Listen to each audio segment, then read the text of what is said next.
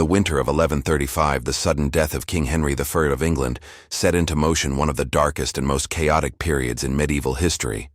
An era so violent, so unstable, that chroniclers called it simply the Anarchy.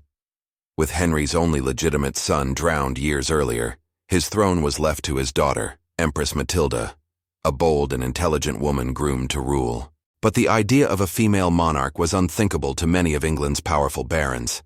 Instead, her cousin, Stephen of Blois, seized the crown, sparking nearly 2 decades of brutal civil war.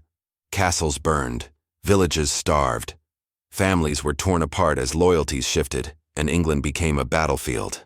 Chroniclers wrote that Christ and his saints slept, describing a land abandoned to chaos, where law and order collapsed and violence ruled the countryside. Lords built illegal castles, mercenaries ravaged the land, and peasants suffered under the weight of endless conflict.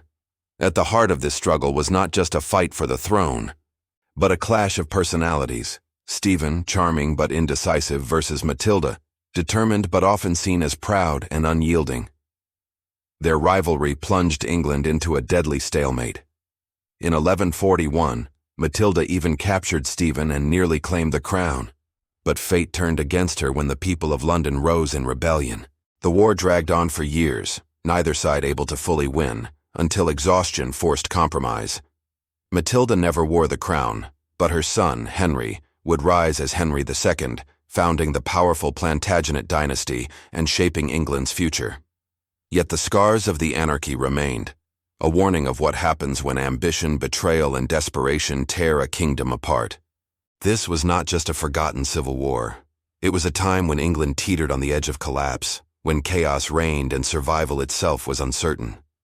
The anarchy reminds us that history is not always written in triumph, but often in the ashes of those who lost.